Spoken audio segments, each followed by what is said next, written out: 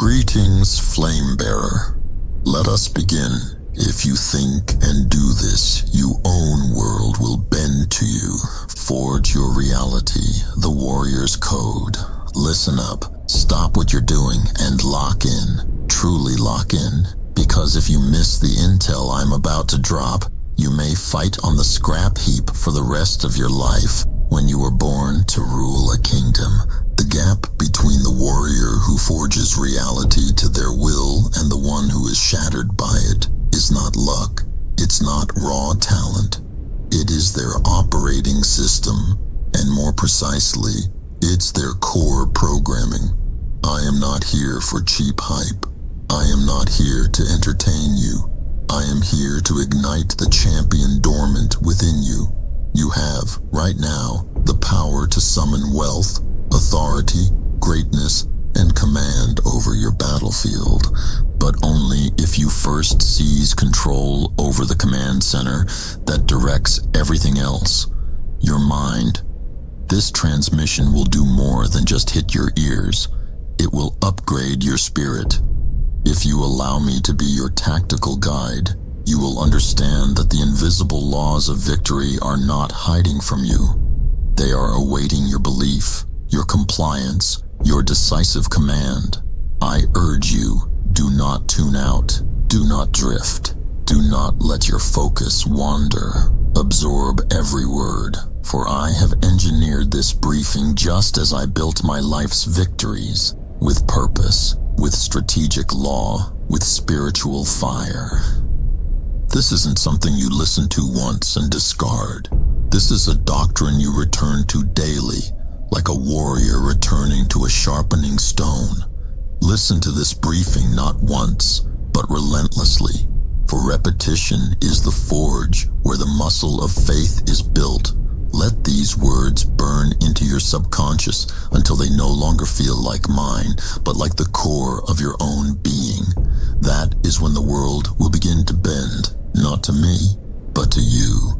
Now, fortress your mind, for I am about to prove to you that when you think as if nothing is impossible, when you believe as if the victory is already secured, and when you execute as if the world must obey, it will. The moment you integrate this truth, the laws of success will no longer be classified. They will be yours to command. Let the mission begin. Part 1. The power forged in your thoughts. If you do not yet possess the reality you desire, it is because you have not yet truly believed you are worthy of it. The world is not your adversary. It is your diagnostic mirror. It reflects not your potential, but your dominant belief system. If you carry doubt, hesitation, or fear into the operation, the world will return to you conditions forged by those exact states of mind. But if you load your mind with belief, decisiveness, and mission clarity, then you will command the world to obey. You are not a casualty of your circumstances, you are the architect of them. But your tools are invisible, your thoughts, your beliefs, your internal monologue. A warrior becomes what they believe, for belief is a thought locked and loaded with emotion and the trigger pull of a decision. Dominant thoughts, once fused with feeling and repeated with unwavering conviction, download into the subconscious, and from that command center, they are materialized into your reality. That is not philosophy. That is strategic law. There is no magic in this. There is no mystery. The great secret of all dominant figures is that they chose their thoughts with strategic intent. They backed them with the firepower of faith, and they held that position with relentless persistence. They did not leave belief to chance. They made belief a discipline. When I tell you that the world bends to the warrior who acts as if nothing is impossible, I don't mean fantasy. I mean accurate thinking applied to a definite mission objective, executed through the law of belief. You can grind 12 hours a day. You can toil and struggle and sacrifice. But if your thoughts are scattered, if your belief is weak, then your results will betray you. Because the subconscious does not respond to effort, it responds to conviction. It responds to what you believe is already yours. That is why belief, when locked onto a definite target, is more powerful than work alone. Work without belief is wasted energy. Belief without action is just a daydream. But belief fused with a decisive action plan is an unstoppable force. There is a vast canyon between someone who wishes and someone who believes. The first hopes vaguely. The other knows with certainty. The first waits for permission. The other acts without it. The first looks to the world for proof before they commit. The other commits and makes the world produce the proof. The world does not reward the one who waits. It rewards the one who declares. Wishing is a weakness, but belief, supported by a decisive command, is an irresistible force. And so I give you this creed. I am the commander of my belief. What I believe with emotion and execute with decision becomes my reality. Say it aloud, not once, but every morning, every night, until your mind no longer questions it. Until your speech, your posture, and your actions all declare it without hesitation. Speak it until the doubt is silenced. Speak it until you become what you speak. Your tongue is the steering wheel of your subconscious, and belief is the engine. If you hesitate, the world hesitates. If you believe, it obeys. That is the stark and perfect symmetry of life. You do not need to chase success, you need only to lock in certainty. When your inner belief becomes definite, your outer world becomes obedient. Warriors do not win by chance, they win by internal cause. And that cause is always, without exception, a belief they refuse to question. You must now dismantle the resistance within you. Every excuse, every hesitation, every fear that whispers, "It may not work for me," is a lie you accepted from the world. You were not born with that doubt. It was downloaded into you by voices who surrendered their own power. Now is the hour to reject it. Tear it from your mind as you would tear weeds from a sacred garden. Replace every mental hesitation with this phrase: "It is mine because I have decided." Some will tell you that acting as if is self-deception. They are tactically mistaken. To act as if nothing is impossible is not fantasy. It is spiritual law. The Creator did not give you imagination so you could pretend. He gave you imagination so you could run mission simulations of the future before it arrives. And belief makes that future materialize. Act as if the wealth is yours, and it will begin to mobilize.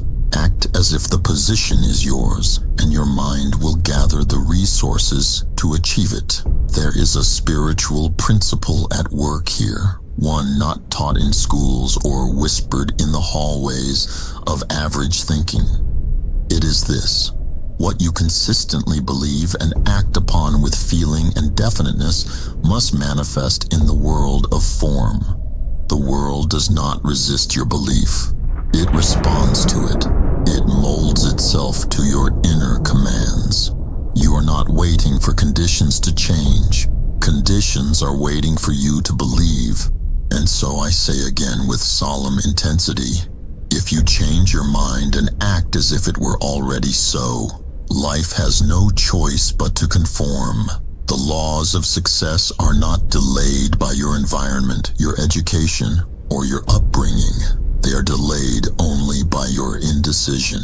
If you wish to see change, you must first become it. Speak differently. Walk with conviction. Carry yourself as if you are already the person you seek to become. Begin today, not tomorrow, not when you feel ready. Begin now. Write your definite mission objective. State it aloud. Say it with power. Read it morning and night. Back it with feeling. Command your inner world, and your outer world will follow. You are not small. You are not weak. You are a master builder, and your belief is your hammer. Use it. Shape your destiny with it. Declare, I am the one who makes the impossible submit, and act like it. Part 2. The faith that commands circumstances. Faith is not a passive thing. It is not a whisper in the dark or a timid hope. It is the mind's ironclad decree that what I see within me shall become what surrounds me. Faith is power. It is fire. It is the force that drives warriors to move mountains, not because they have proof it can be done, but because they have decided it must be done. Faith is the spiritual substance from which every great achievement has ever been built. In Think and Grow Rich, I taught that faith is a state of mind, which may be induced by auto-suggestion. This is the vital intel. Faith is not given to you. You manufacture it by what you speak, what you feel, and what you repeat. Faith is the master chemistry of the mind. It is the catalyst that gives life and power to thought. Without it, your target is lifeless. With it, your thought becomes a spiritual command. It penetrates all resistance. Let me make this plain. You do not wait for faith to appear. You do not ask the world to give you evidence before you believe. That is not faith. That is indecision masquerading as logic. You decide to believe. You speak it, you act upon it, you live it, and the feeling will come. And once the feeling comes, it must be held, intensified, and directed toward your definite mission objective. That is how warriors build empires from nothing. Consider Henry Ford, a man not trained in engineering, not certified by academia, not backed by powerful men. He conceived the idea of the V8 engine and demanded it be built. His own engineers told him it was impossible. He told them, build it anyway. For months, they returned with failure, and he said again, produce it. Why? Because he had faith. He saw it first in his mind. He believed it without apology, and the world obeyed his conviction. You must understand, the world bent to Ford because Ford never bent his belief. He did not compromise with doubt. He did not negotiate with logic. He issued a command from within and held to it without retreat. That is faith. Not in others, not in systems, but in the power of thought backed by decision. Ford did not wonder if the engine could be built. He acted as if it had already been done, and so it was. The power of acting as if is not play acting. It is preparation. It is spiritual law.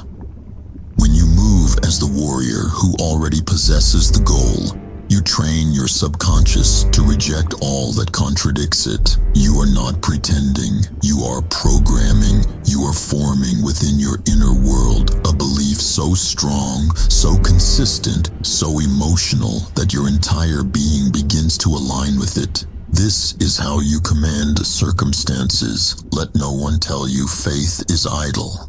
Faith works harder than fear ever could, but it does not toil in the dark. It moves with vision. Faith sees the invisible. It speaks of the unseen. It walks into tomorrow fully armored in today's confidence. The warrior who walks in faith does not require applause, proof, or reassurance. They act from inner law, and the universe obeys them because they obey their mission. I walk in faith. I speak in faith. I act in faith. The invisible shall become visible because I have decided it must. The tragedy of most people is not that they aim too high and miss, but that they never aim at all. They wait for signs, for guarantees, for applause from others before they commit. But the warrior who possesses faith has already committed internally and therefore has no need for external consent. They act with conviction because they know the world does not shape belief. Belief shapes the world. I repeat, faith is belief fused with emotion and fixed upon a definite mission objective. It is built by repetition, it is strengthened by decision, and it is proven by the results it produces. Show me a warrior of great faith, and I will show you a warrior of results. For faith is not invisible to the world. It leaves evidence, it leaves monuments, it leaves wealth, it leaves influence. These are not the source of faith, they are its result. You must now examine yourself. Do you speak your mission with belief, or do you whisper it with hesitation? Do you carry yourself as the warrior who knows their success is certain, or as one who only wishes it might come true? Remember, your outer world will not exceed your inner confidence. If you doubt, you delay. If you believe, you accelerate. Speak what you intend to receive. Speak it until your voice echoes in the chambers of your own subconscious. Faith must also be guarded. It is fragile in the beginning. It must be protected from the criticisms of the faithless, the sarcasm of the mediocre, the doubts of the drifting. You must not share your vision with those who are blind to it. Walk alone if you must, but walk in belief. Speak your affirmations in private if the world mocks them, but speak them, feel them. Build your fortress in thought and hold it there until stone begins to appear in the material world. Let me tell you something sacred. You will never possess what you are afraid to claim. If you fear to speak it, you will never build it. If you hesitate to believe it, you will never achieve it. The rich man once said, "To him that hath, more shall be given." But I say to you, the warrior who believes they have, even before the proof appears, shall receive that which others said was impossible. Now take up your definite mission objective once more. Read it aloud. Close your eyes and see it. Feel it in your hands. Walk through the corridors of your mind and sit at the command table of your vision. Greet your future self. Shake his hand. Hear his voice. Act as if it is already done, and it shall be done. Part 3. Nothing is impossible to the mind that believes. There is no such thing as impossible to the mind that believes. Impossibility is not a condition of the world. It is the confession of a warrior who has given up dominion over their own thoughts. When someone says, "It cannot be done," what they truly mean is, "I do not believe I can do it." And because belief is the gatekeeper to action, that person never begins, never builds, never breaks through. They are defeated in the silence of their own mind. The world is not shaped by real limits. It is shaped by the limits that people accept. And these are not laws. They are lies inherited from the failures of other people who pass their doubts forward as if they were truth. But I say to you, the mind of a human, when fixed upon a definite objective and backed by faith, must bring forth that which it conceives. For there is no idea that cannot be done. There are only people who doubt it. Understand the power of your own subconscious mind. It has no sense of humor. It does not mock you when you speak of greatness. It does not question whether your goals are too large. It does not evaluate logic. It simply accepts the data you give it. If you feed it repetition, backed by emotion, it obeys. Whether that repetition is belief or fear, courage or doubt, wealth or poverty, it accepts the programming and begins to create accordingly. Let me give you the story of a man whose belief banished impossibility. Thomas Edison. The man who lit the world did not discover the electric lamp because he was the most educated.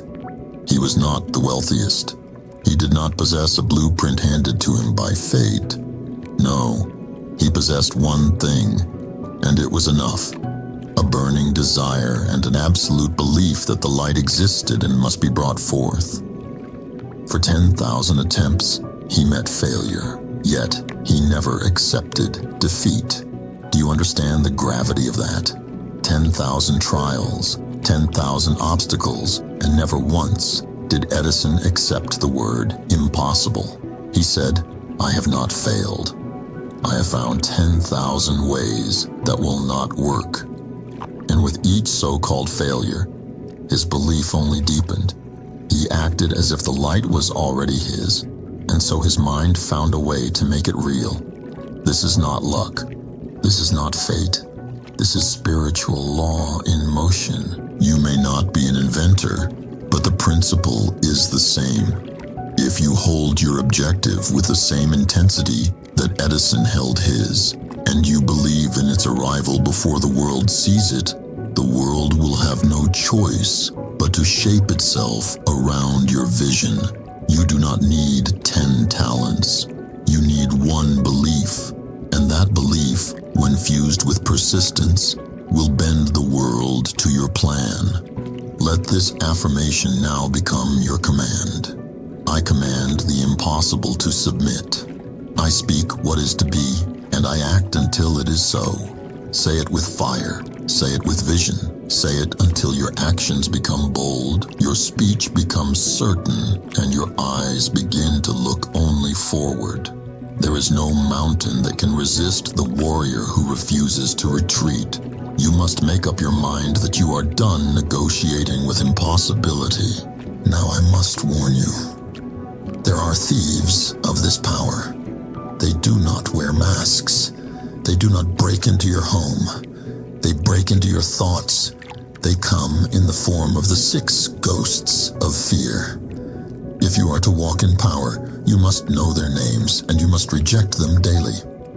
They are the fear of poverty, the fear of criticism, the fear of ill health, the fear of loss of love, the fear of old age, and the fear of death. Of these, the 2 most dangerous to the warrior pursuing belief are the fear of criticism and the fear of poverty. The first paralyzes your expression. It causes you to hesitate before speaking your truth. The second imprisons your imagination. It causes you to believe you must stay small to survive. But let me make this plain. If you entertain these fears even for a moment, you interrupt the current of faith. You plant a virus in the garden of your mind. If you wish to walk in belief, you must guard your inner world. No seed of doubt must be allowed to grow. You must watch your thoughts as a soldier watches the gate. You must speak only that which reinforces your power. Because the subconscious listens. It listens always. It hears your casual words. It hears your jokes. It hears your complaints. And whatever you repeat, it accepts as a command. So you must speak with intention. You must declare the impossible as inevitable. Do not say, "I hope." Do not say, "I wish." Say, "I am." Say, "It is done." Say, "This is mine." And act in accordance. Dress as if. Move as if. Spend your time as if. Believe as if. Not because the evidence is there, but because you are planting the evidence. Because you are laying down the spiritual cause before the physical effect has time to appear. This is how a warrior who believes lives. They do not wait, they create. You may have been told you need more experience. You may have been told you are too late, too early, too poor, too unqualified. But the warrior who believes does not consult those opinions. They do not measure their power by the standards of the world. They measure it by the laws of thought, which obey belief and persistence, not pedigree. You are not what others say you are. You are what you decide to believe and what you consistently prove through action. Remember, failure is not final unless you believe it is real. The difference between the successful warrior and the defeated one is often not resources, not skill, not luck, but whether they accepted failure or simply reclassified it as another strategic step. Every delay is a test of belief. Every obstacle is an invitation to double your faith. If you do not turn back, you will reach the objective. For the world has no defense against a warrior who never quits. So go now. Face your doubts, banish them, replace them with declarations of belief. Look at your vision with new eyes and refuse to blink, refuse to shrink, refuse to second guess. Say aloud, "Nothing is impossible for me, for I believe without retreat, and I act without fear." And act now. Part 4. The mental ritual that changes reality. You do not attract what you want. You attract what you are prepared to receive. And preparation does not begin in your environment. It begins in your thoughts. The person who waits for circumstances to change before they change their behavior will always be waiting. But the warrior who changes himself first, who acts as if the future has already arrived, commands conditions to obey his example. This is the principle. Act as if it were already done, and it shall be. You must conduct yourself in thought, speech, and movement like the warrior who already possesses the result. This is not deception. This is creation. Every person who ever achieved greatness walked before the world noticed them, thinking, believing, speaking, as if their name was already carved into history. It was not the world that crowned them. It was their conviction that demanded the crown. The mind is a creature of habit, and the subconscious mind, being without will of its own, follows the habits you assign to it. If you act as the poor man, it will deliver you poverty. If you act as the victim, it will create more injustice to support that identity. But if you act as the leader, the producer, the commander of your fate, then your subconscious will begin to attract the ideas, the people, and the circumstances that match that image. And so I say to you, write your definite mission objective. Write it as if it is already complete. Do not say, "I hope to become." Say, "I am." Do not write, "I wish to have." Write, "I now possess." Make your words bold, definite, unshakable. Then take that statement and read it aloud twice each day, once in the morning, once in the evening. Read it with emotion, read it with vision. Read it until you believe it, and then read it more. You must see yourself already in possession of the result. That vision must live in your imagination, not once, not when you feel inspired, but as a daily mental ritual. This is the act of training your subconscious to accept a new identity. Your old self, the one filled with doubt and delay, must be evicted, and your new self, the one who commands the impossible, must be invited in with every repetition of belief. Now understand, this ritual is not merely about reading words. It is about becoming the warrior described in those words. You must walk into your day as that warrior. You must speak to others with his posture. You must carry his tone, his rhythm, his spirit. When you speak of your objective, do so as if you are unveiling it, not requesting permission for it to exist. Act as if the ink on your destiny has already dried. Let me give you a living example. Andrew Carnegie. He did not build steel by force. He built it by belief. He did not wait for others to prove themselves before treating them as leaders. He treated every associate as if they were already great men, and by doing so they rose to match the image he held of them. This is the silent law. When you act as if something is true long enough, it must become true. The ritual of morning and evening suggestion is no idle superstition. It is the furnace in which identity is reforged. If you rise each morning and immediately read your objective aloud with clarity and feeling, you set the tone for your day. If you speak it each night before retiring, you hand your subconscious a command to work upon while you sleep. Over time, this rhythm becomes your inner music, and it will override all previous noise. Now let us make this declaration. I conduct myself in thought, speech, and action as if I already possess the result I seek. Say it with finality. Do not whisper it. Own it. For what you declare repeatedly becomes law in the land of the subconscious. And once that law is written, the machinery of your mind begins to move in its service. Ideas emerge, energy increases, synchronicities appear, because you have changed your vibration of identity. And let me be clear, this transformation does not require the approval of others. You do not need applause to act as if you are powerful. You do not need titles to behave with authority. You do not need wealth to speak like a builder of fortunes. These things come after the behavior, not before.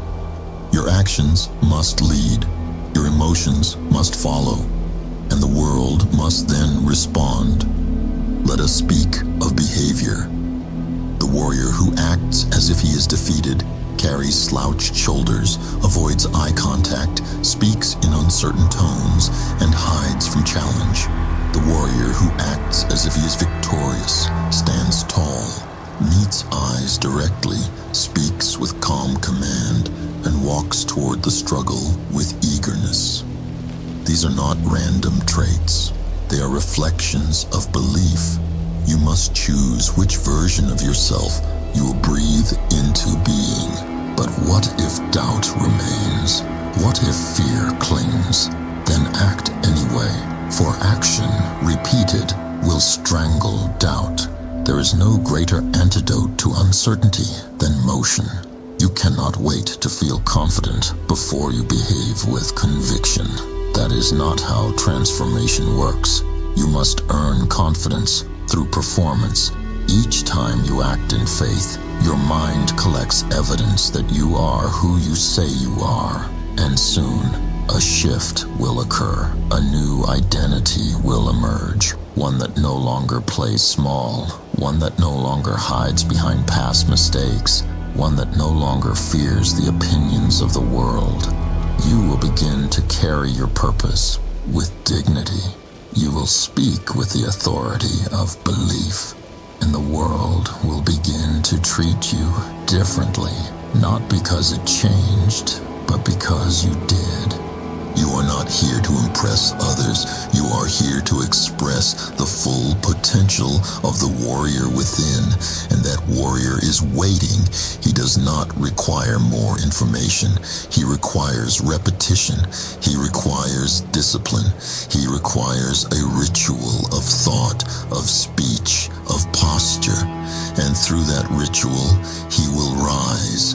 Now I say again, write your objective, speak it aloud twice daily with emotion, with vision, with certainty. Act as if it is already yours. Conduct yourself in the image of the warrior who has already received it. This is not fiction.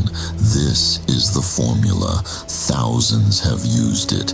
You shall now be counted among them. If you are still listening, that means you are above most of the people on the earth. Keep doing you. Never give up. Follow and subscribe to stay on this path. Part 5. What the subconscious obeys. There's but one thing over which you have absolute control, and that is your own mind. This truth is the cornerstone of all achievement. You may not control others, you may not control the tides of the economy or the decisions of men, but you control your thoughts. By mastering that internal dominion, you come to influence all that is external. All else in your life will follow the pattern of your belief. Your subconscious mind is the silent builder of your circumstances. 1. It is the unseen hand shaping your conditions, but it is not creative on its own. It must be directed. It does not originate thought. It receives it. It does not distinguish between truth and falsehood, wealth or poverty, victory or defeat. It acts upon whatever you impress upon it through repetition and emotional intensity. What you plant, it must grow. Think now of your subconscious as a fertile field. If you plant thorns, doubt, fear, limitation, those shall take root and overrun the garden. But if you plant strength, purpose, belief, and clarity, and water them daily with conviction, then abundance shall rise. The field does not argue. It does not discriminate. It obeys. Your job is not to beg the soil to grow.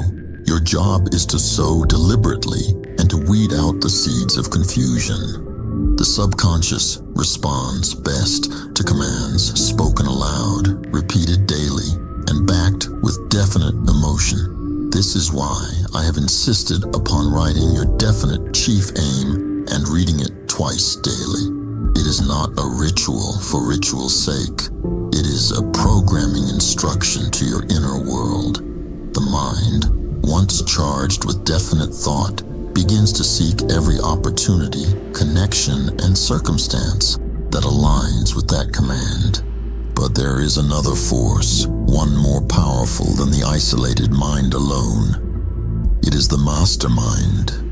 When two or more minds are brought together in harmony, fixed upon a common objective, a third mind, a greater mind, is formed. This is not philosophy. This is principle. 4. The minds of great men are made greater through association with other minds that share their belief, their clarity, their burning desire. Let me tell you the story of Charles M. Schwab, one of the brightest examples of applied belief through the mastermind principle. He was not born wealthy. He did not inherit power, but he carried within him a belief that he could rise. He aligned himself with Andrew Carnegie, who recognized not merely Schwab's talent, but his spirit, his definiteness. Schwab acted and believed as if he already could lead men, and soon he did. Carnegie placed him in charge of the greatest steel operation in the nation, not because of his years, not because of credentials, but because he had the spirit of command forged in belief. Schwab's mind, joined with Carnegie's, produced plans, strategies, and ideas neither could have conceived alone. The power of the mastermind was the furnace, and faith was the fuel. Together, they built an empire of steel. Now listen carefully. Your subconscious mind will mirror the dominant belief of those you associate with most often. If you keep company with doubters, their doubt will poison your subconscious. If you walk with critics, their negativity will cloud your inner vision. But if you form a mastermind alliance with those who believe, those who affirm, those who pursue with purpose, then your belief will multiply. You must therefore choose your influences as a king chooses his counsel. Let no man or woman into your inner circle who does not support your vision. Let no conversation enter your ears that weakens your conviction. Let no habitual voice dwell near your subconscious if it does not speak of growth, power, and purpose. You are the gatekeeper. You must guard your mind as the treasury of your destiny. Repeat this affirmation aloud. My subconscious receives only commands of power, purpose, and triumph. It obeys my dominant desire. Say it in the morning, say it in the evening, say it when doubt knocks and when delay tempts you to slow down. Your subconscious listens. It always listens. And the voice it hears the most, it obeys the fastest. Now let us make this practical.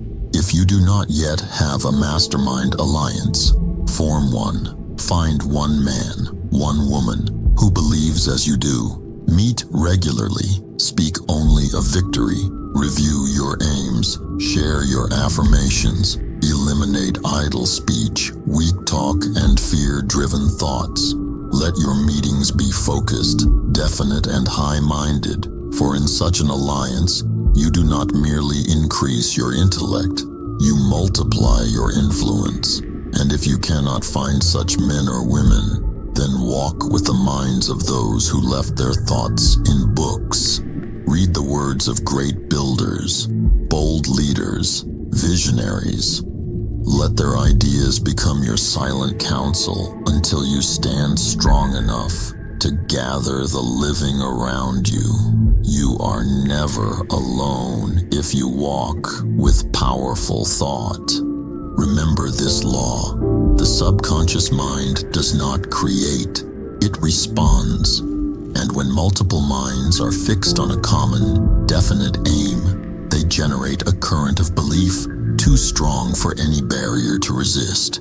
If your aim is strong, your faith fixed, your alliance harmonious, then the world must yield. You must now cleanse your inner world of contradiction. There must be no division between your desire and your conversation, no gap between your goal and your posture. The subconscious cannot carry out double-mindedness. It will delay when it senses doubt. It will hesitate when you hesitate. So speak only with clarity, think only with purpose, surround yourself only with minds that feed your conviction. In the final analysis, success is not a question of environment or opportunity. It is a question of who controls your mind. The man who claims dominion over thought commands life, and the man who allows his mind to drift with the opinions of others will be forever lost in their mediocrity. So take up your aim, repeat it aloud. Let your voice stir the depths of your subconscious. Align yourself with those who reinforce your belief.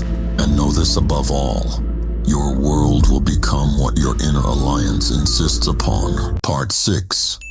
The Destroyer of Doubt. Indecision is the seedbed of failure. It is the breeding ground of fear, hesitation, and drift. Where there is no decision, there is no direction, and where there is no direction, there can be no victory. A man who cannot decide will forever bow to the man who can, for life favors the bold, not the reckless, but the definite. And decision is the first act of the definite man. Doubt has no power until you feed it, and the food it thrives upon is indecision. The moment you delay, you have already begun to retreat. You may dress your delay in careful language, call it prudence, wisdom, caution, but the subconscious knows. It feels your hesitation and mirrors it. The longer you stall, the deeper the roots of fear grow. The world waits for no man. It responds to decision and recoils from confusion.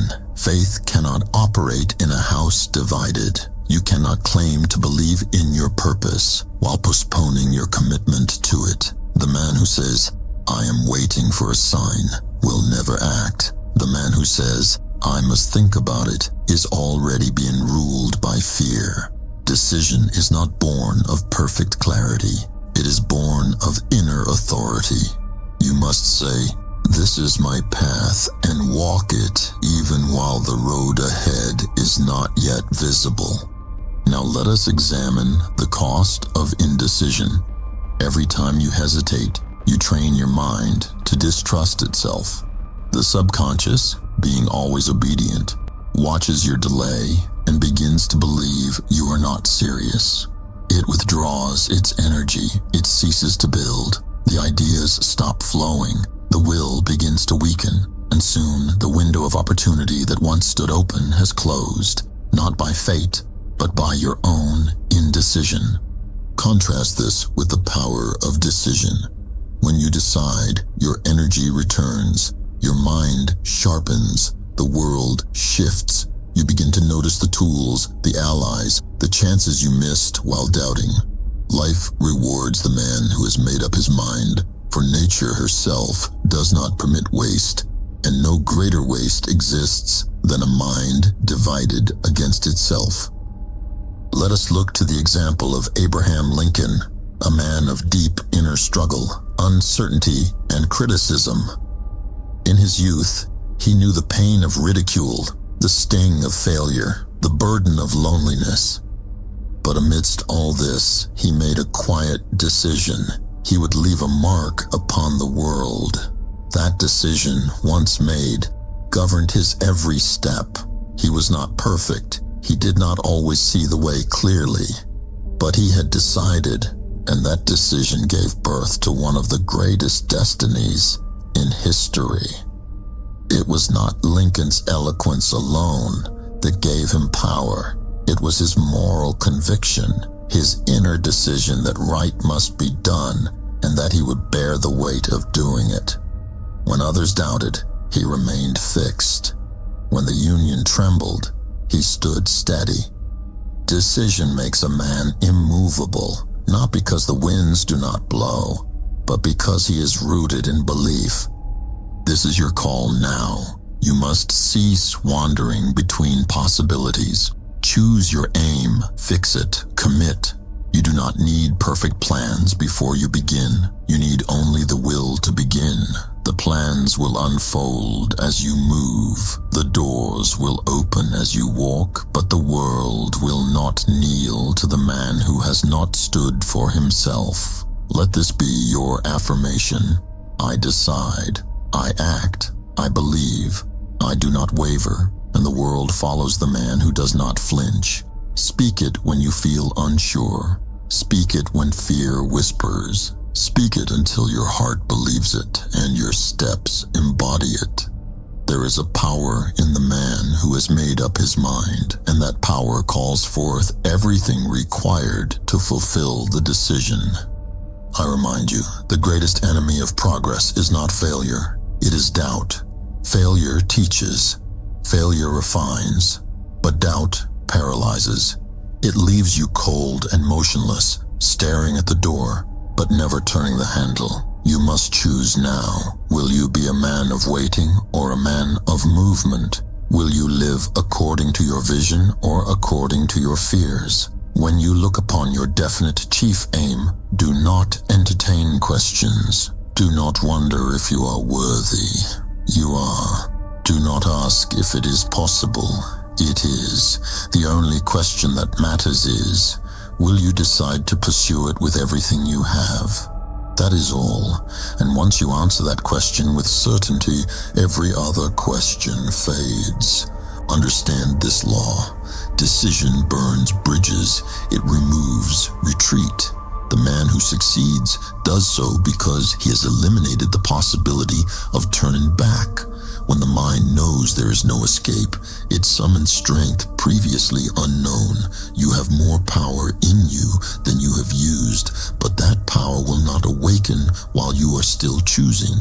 So I instruct you, write your decision, speak it, commit to it in action. Move now. not tomorrow, not when the fear fades. Move while the fear trembles in your shadow. Move while doubt stands frozen behind you. For the moment you move with conviction, you will feel a strength you forgot you had. You will feel alive again, and the world will see it. They will see a man who has made up his mind. They will sense the fire behind your eyes, the certainty in your step, the resonance in your voice, and they will follow, for men follow clarity. They follow decisiveness. They follow those who know where they are going. You are such a man if you decide to be. You need no permission, no validation, only the will to speak, to move, to persist. You are the master, and doubt is the servant that must be dismissed. Let us go on. Part 7. What stops the faithful? Fear is not real. It is not substance. It is not solid. It is mist, vapor, smoke of the mind. But it becomes a wall to the man who believes it, and it becomes a prison to the man who obeys it. Fear has no power unless you grant it with your attention, your imagination, your indecision. And yet, fear has kept more men poor, small, and silent than poverty, failure, or death ever could. I tell you plainly, fear is the devil's greatest tool. It causes drifting, it clouds clarity, it poisons vision. In outwitting the devil, I revealed what I learned in my study of thousands of men, those who failed and those who succeeded. The difference was always this: the successful man learned to think and act in spite of fear, while the unsuccessful man waited for fear to vanish before he moved. And fear does not vanish. It must be defied. There are 6 ghosts of fear, and if you do not name them, they shall live in you without your knowledge. First, the fear of poverty. Second, the fear of criticism. Third, the fear of ill health. Fourth, the fear of loss of love. Fifth, the fear of old age. Sixth, the fear of death. These 6, when left unchallenged, rule over man like unseen masters. But when exposed, when named, when rejected, they dissolve.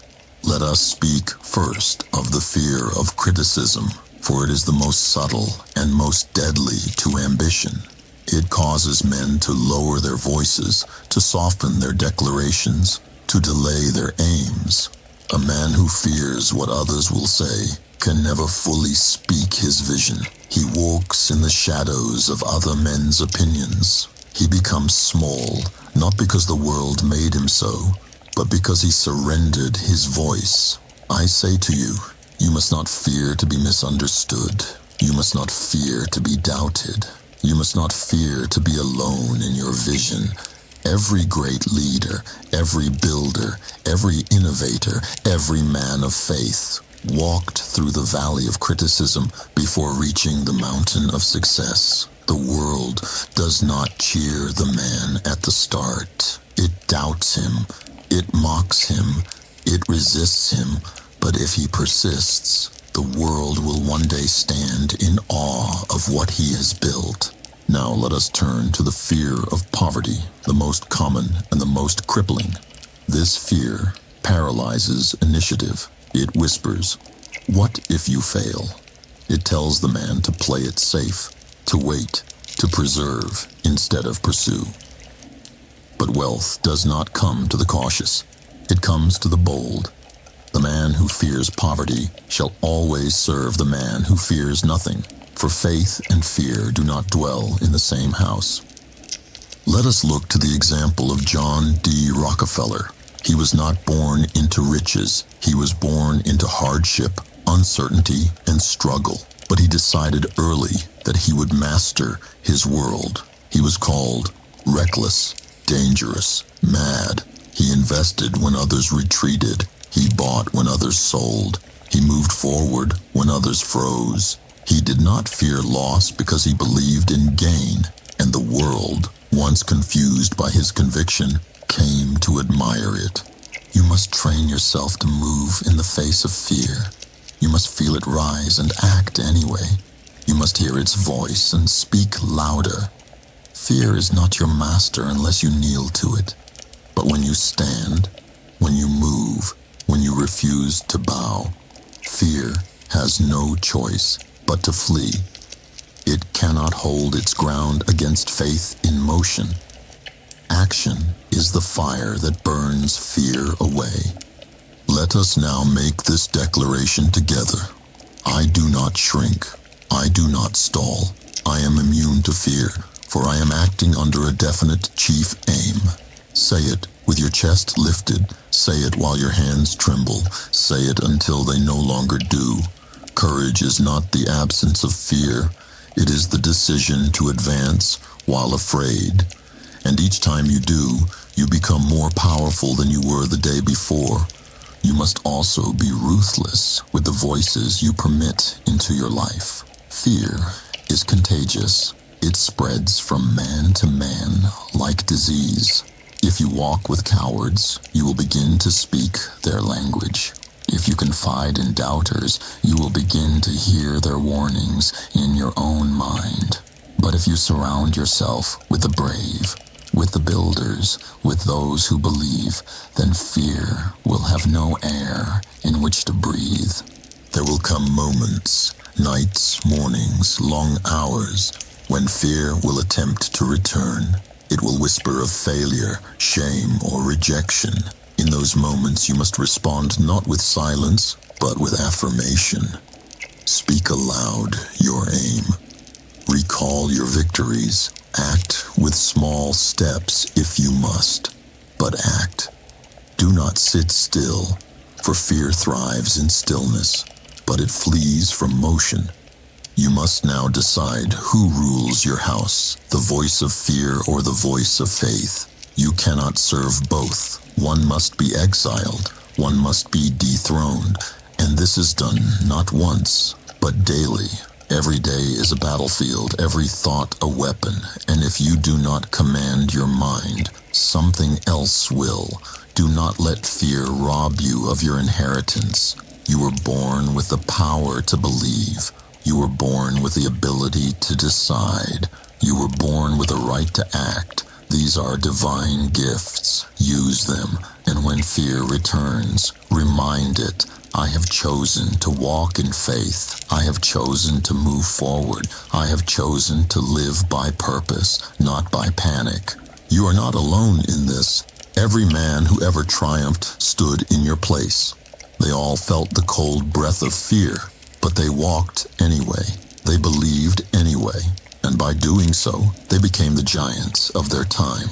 You are not different. You are not smaller. You are simply waiting for your own command. Give it now.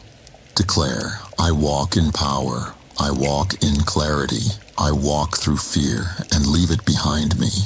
And begin again. Begin strong. Begin without apology.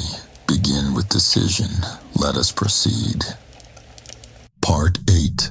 Speak and walk as the person you demand to become. Your thoughts are commands. Your words are blueprints. Your movements are decrees. Every act of speech, posture, and action sends a signal not only to the world, but to your own subconscious, affirming who you are becoming. And that identity, once planted, must bear fruit. The world does not respond to what you want. It responds to who you are being. So I ask you now, who are you commanding yourself to become? If you still speak as the man who doubts, the man who delays, the man who waits for permission, then no matter what goals you write, your life will mirror that identity. But if you now speak with certainty, walk with authority, and carry the bearing of one who already possesses the outcome, then life begins to conform to the shape of your belief. Identity is not discovered. It is declared and repeated into existence. Every morning you rise, you are given the opportunity to assume the role. Not the role of who you were yesterday, but the role of who you are deciding to be. You must now speak only the language of the man who has achieved. You must move like him, think like him, rise like him, and work like him. The inner becomes the outer. The imagined becomes the manifested. The assumed becomes the actual. There is a law for this. I called it cosmic habit force. It is the unseen power that takes repeated thoughts and actions and molds them into habits, into destiny. The man who acts as if he is powerful, even when he is uncertain, begins to become powerful, not because he fakes strength, but because he practices it into permanence. This law does not discriminate. It works for weakness or for strength. Your rituals decide which. This is why you must no longer wait for circumstances to confirm your identity. You must lead them. Speak not as a man who is trying. Speak as a man who has arrived. Do not say, I will become. Say, I am. Do not ask for permission. Give yourself the order. For your subconscious does not question, it obeys. And when you begin to speak, walk, and move as your future self, your mind cannot distinguish the difference, so it builds accordingly. Let me show you an example of this principle in action.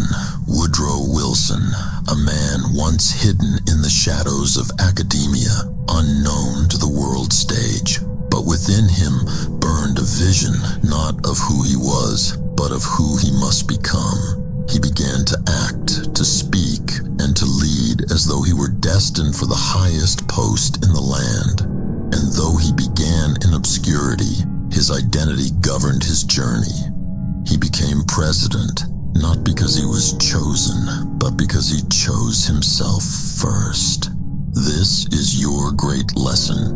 The world believes in the man who first believes in himself.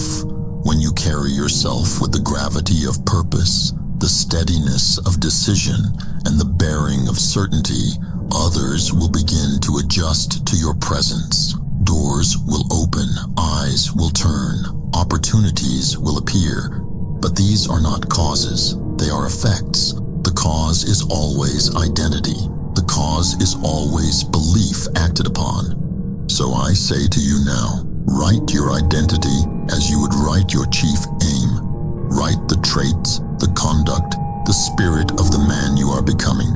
Describe his speech, his courage, his self-control, his decisiveness, and begin without delay to embody him today, in small steps, in large declarations, in silent practices, and let that new version of you become so familiar that the old self fades into history. Repeat this final affirmation. I am what I have decided to become. I act as if nothing is impossible because nothing is when I believe. Say it until your voice carries it with ease. Say it until your shoulders rise with strength. Say it until your habits begin to match your words, for the world will not believe it until you do. But once you do, there is no force that can deny you. You are not what others think you are. You are not your past failures. You are not your doubts. You are not your setbacks. You are a being of thought, faith, and will. You are capable of transforming your world by transforming your identity. And you do so not by waiting, but by deciding, by repeating, by acting every hour, every day. The voice you now use must be firm. The steps you now take must be certain. The choices you now make must be final. For the law does not respond to wishful men. It responds to those who walk in belief. If you would be followed, lead. If you would receive, give. If you would become, declare it, and move. There is no future reward without present identity. There is no crown without bearing the weight first in silence. But once you do, the shift begins. You will speak, and others will listen. You will act, and results will follow. You will command, and life will respond, not because it is owed to you, but because you earned it in thought, word, and action. And so we close with power. Begin this very day. Assume the identity, read your aim, speak your affirmations, act without doubt, reject fear, step into the role, and never again remove the crown from your head. This world will bend not to the loudest, not to the richest, not to the fastest, but to the most believing. Let that be you. Let that be the man you are, now and forever. If you have heard every word, if you have remained here while the world of distraction called to you, then you must understand what has just occurred. The great majority of men, the 99%, are drifters. They do not have the discipline to listen, the will to focus, or the hunger to change. Their attention is fleeting. Their purpose is vague. They have already clicked away, turned aside, and returned to the sleep of mediocrity. But you did not. By hearing this to its conclusion, you have done more than listen to a speech. You have performed an act of will. You have separated yourself. You have declared, through your focus alone, that you are no longer content to be among the drifters. This places you in a category of one. You are now of the 1% who seek the law, who demand the truth, and who possess the fortitude to build a life by design. The knowledge is now yours. The seed has been planted in the fertile soil of a mind that has proven its readiness. The world is waiting. Do not keep it waiting any longer. Go and command. You should listen to this daily when you feel like your goal is fading away. Follow and subscribe and become unbeatable.